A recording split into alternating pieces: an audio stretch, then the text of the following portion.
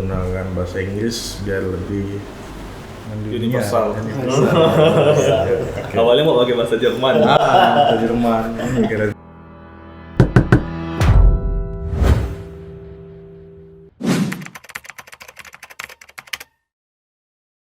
Underline itu sebuah harapan baru untuk wajah arsitektur di kota Pontianak kalau menurut saya. Underline ya. Underline tuh mimpi dua orang sahabat mungkin.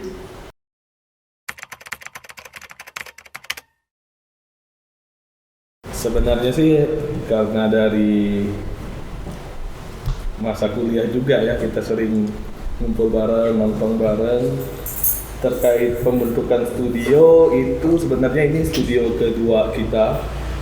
Di tahun 2015 kita pernah buat studio dengan 3 orang teman lainnya yang tapi pada saat itu karena masih sangat muda, masih sangat harus belajar, jadi studio itu stuck gitu. Dan di akhir 2020 saya dengan BB coba untuk membangun kembali dengan kita merasa ini udah masa kita sudah berpengalaman hampir 6 tahun, jadi kita coba putuskan untuk bikin studio ini untuk bisa menggebrak wajah baru di dunia arsitektur khususnya Pontianak dan Indonesia.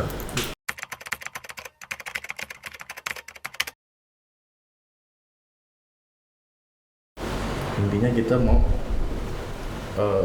setiap desain kita ada point of view yang bisa ditangkap orang tanpa perlu kita menjelaskan apa sih yang ada di desain kita. Ada sesuatu yang digarisbawahi yang digarisbawahi desain. Terus kenapa juga kita menggunakan bahasa Inggris biar lebih universal. Okay. Awalnya mau pakai bahasa Jerman. Bahasa Jerman. Ini keren sih.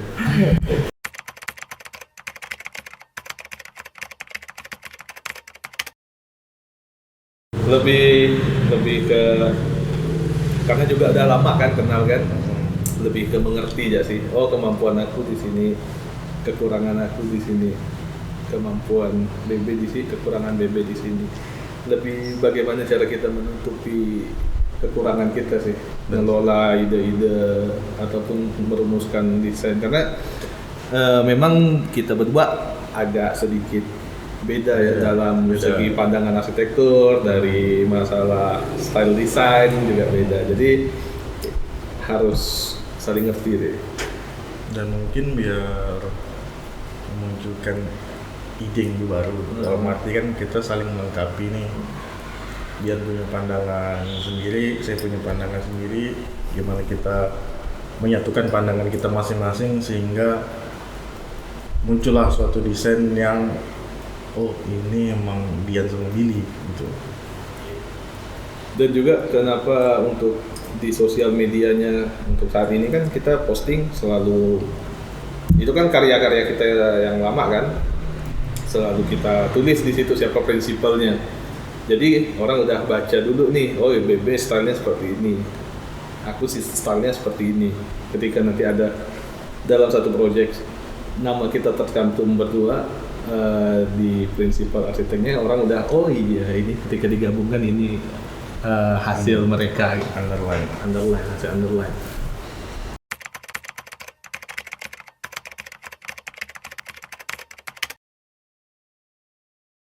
Kalau masalah yakin sih itu banyak faktor ya, karena ketika kita memutuskan untuk memulai sesuatu, setidaknya minimal kita harus yakin dulu dengan diri kita sendiri. Dan keyakinan yang kami miliki untuk saat ini memang cukup besar terkait bagaimana kita menjalankan biro ini. Keyakinan itu penting, dalam arti kalau kita tidak meyakini apa yang kita lakukan, semuanya bakal stuck atau bakal tidak berjalan sebagaimana mimpi kita yang kita inginkan. Pasti itu terus kan perjalanan hidup kita kan.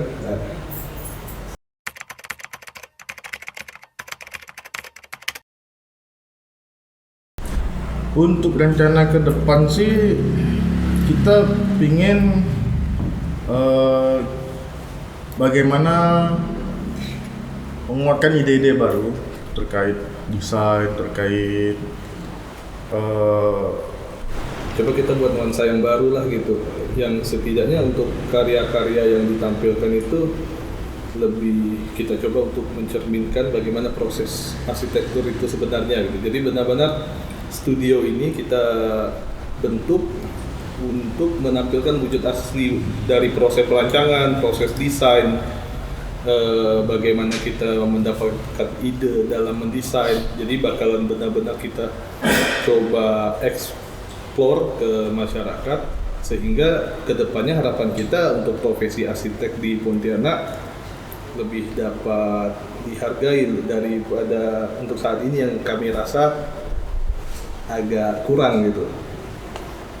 ya seperti itu sih, terkait kita juga ingin mengedukasi bagaimana arsitek ini seberapa penting sih di masyarakat, dalam arti ketika kita ingin membuat suatu perencanaan, kita ingin mengubah pandangan bahwa Proses arsitektur itu atau hasil arsitektur itu bukan cuma gambar sebenarnya. Lebih ke pemikiran, pemahaman, dari situ proses dalam menentukan titik awal perencanaan seperti itu sih.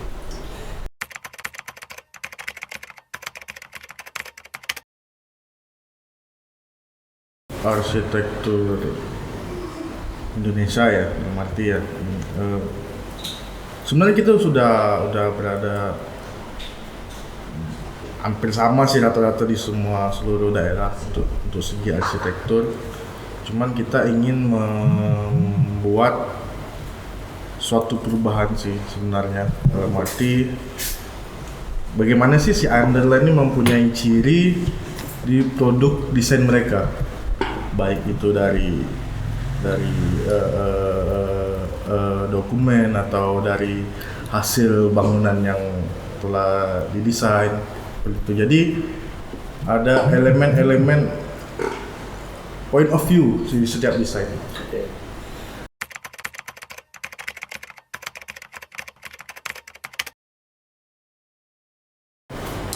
Jadi memang bukan kita ingin menyesuaikan, tapi kita coba ingin membuat sesuatu yang lebih baru gitu, lebih fresh, lebih kekinian dan sebagainya. Ya, itulah dia.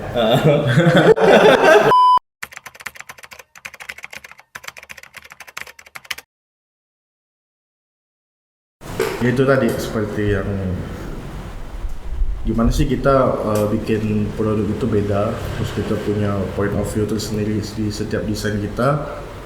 Terus terkait desain sih sebenarnya, dalam arti kita ingin ada pembeda lah di setiap desain kita, tidak semuanya selaras atau sama.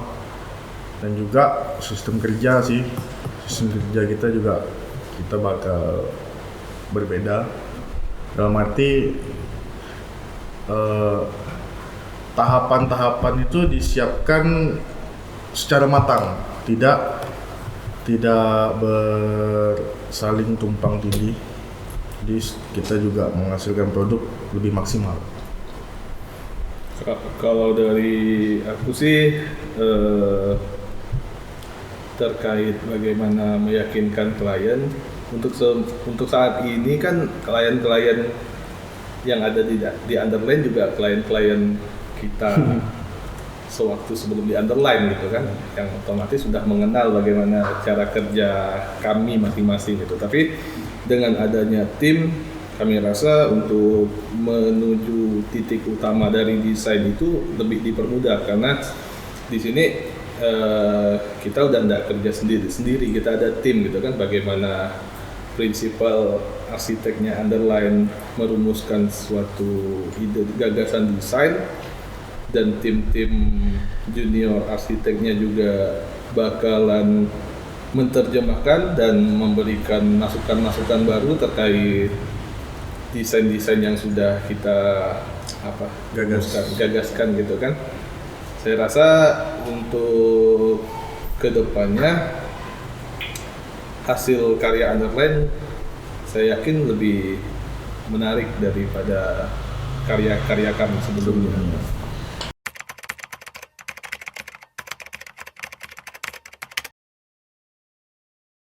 Kalau untuk studio baru ya, Marty ingin memulai studio ya.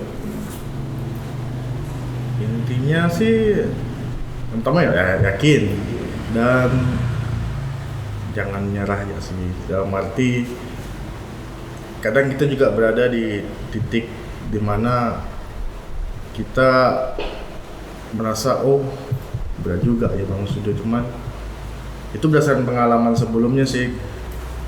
Studio ini rupanya seperti ini, maksudnya jangan sampai kita menyerah di tengah jalan, itu aja sih. Kalau untuk masukan kepada arsitek-arsitek baru yang ingin buka studio, jangan menyerah di tengah jalan, yakin bahwa proses desain itu ada, proses klien juga itu ada, Proses berkarir lah. Jadi kita video yakin. Kalau dari aku sih selain yakin juga, pertama kita dari awal memang harus memperhitungkan terlebih dahulu ya, memperhitungkan dalam arti kata ini target kita nih kayak gimana nih, target klien yang memang sudah kenal dengan kita, nanti perlakuannya seperti apa, terus target kita untuk mendapatkan klien baru seperti apa. Memang kita harus punya strategi sih, strateginya bebas masing-masing dari anak-anak muda kan kadang-kadang punya ide-ide yang lebih fresh, lebih menarik gitu kan. Salah satunya juga memang di sosial media kita benar-benar coba untuk maksimalkan lah bagaimana cara kita untuk memperkenalkan studio underline ini ke masyarakat.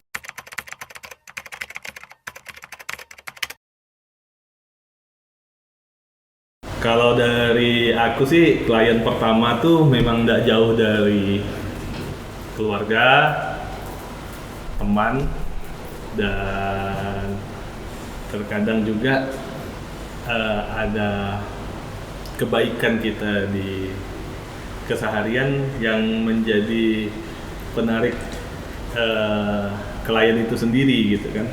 Karena klien saya juga pertama kali ketemunya di jalan kan, ketemu di jalan terus ngobrol yang enak, kenalan, memperkenalkan diri kita, profesi kita, sampai akhirnya jadi teman, jadi klien. Tapi yang lebih besar sih memang dari kenalan keluarga dan teman-teman sekolah gitu. Ya kurang lebih Dian sih. Untuk klien pertama saya juga dari teman dekat. Sebenarnya klien pertama itu kunci sih, dalam arti bagaimana kita memaksimalkan di klien pertama karena dan menjaga gimana hubungan kita dengan klien pertama itu baik sih.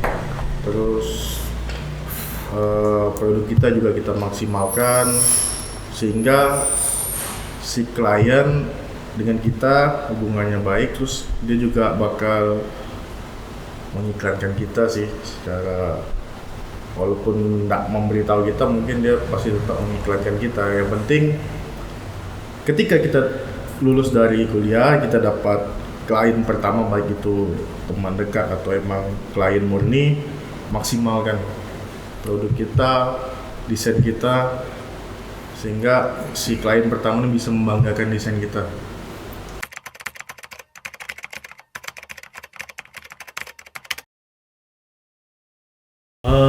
Menurut saya sih penting, karena pengalaman hidup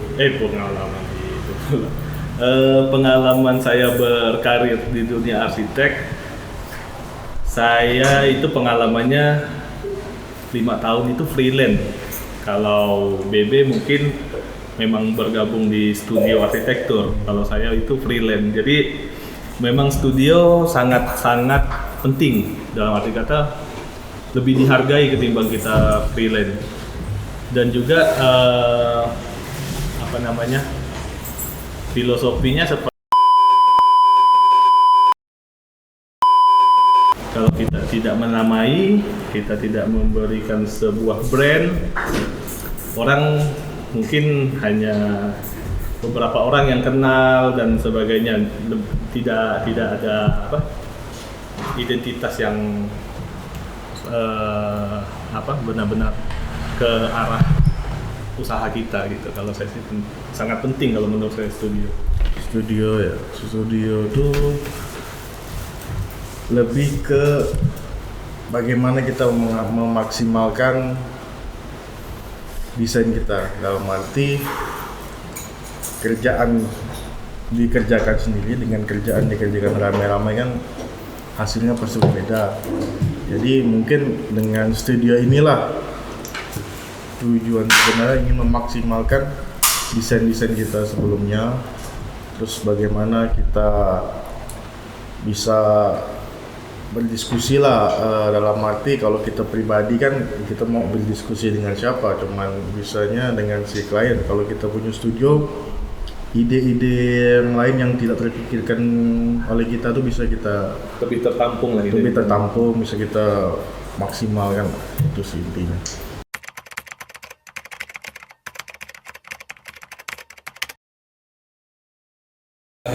Kalau terkait arsitektur, kita kan tidak lepas dari jasa ya. Jasa itu kan juga berkaitan dengan servis kita kan. Lebih menjaga hubungan baik sih ketika proses kita desain, jaga hubungan baik, komunikasi dengan klien harus baik. Jadi sebisanya suasananya friendly gitu. Jadi suasana kita antara kita dengan klien bukan sebatas hubungan kerja, tapi memang hubungan pertemanan. Kalau menurut saya sih seperti itu. Dengan komunikasi yang baik, ide kita lebih tersampaikan, si klien juga lebih leluasa untuk membicarakan apa yang menjadi keinginan dia terhadap bangunan itu. Menurut saya sih seperti itu. Kalau menurut saya pribadi ya, ini juga untuk studio sih, lebih ke bagaimana kita mengedukasi klien. Dalam arti klien pasti tetap ada masukan desain atau masukan apa. Kalaupun memang masukan itu dengan kita berbeda, bagaimana kita mengedukasi si klien sih dan mencari solusi tengahnya. Kita juga jangan terlalu egois terhadap desain terkait kemauan klien dengan kemauan kita pribadi atau studio. Jadi intinya edukasi klien sih kalau untuk gimana itu.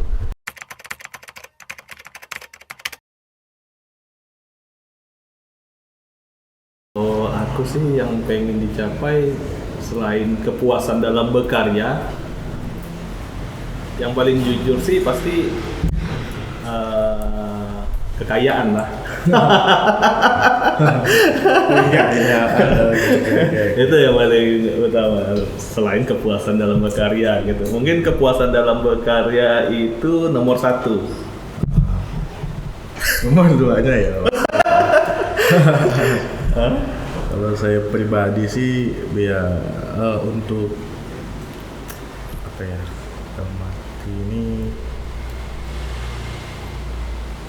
memperluas desain kita pribadi dan studio sehingga orang bisa lebih mengenal si underline, si anak baru yang ingin menggebrak yang coba untuk menggebrak Indonesia terkait desain-desainnya. Itulah intinya sih, nantikan aja hasilnya di project kita yang sudah tergabung di underline.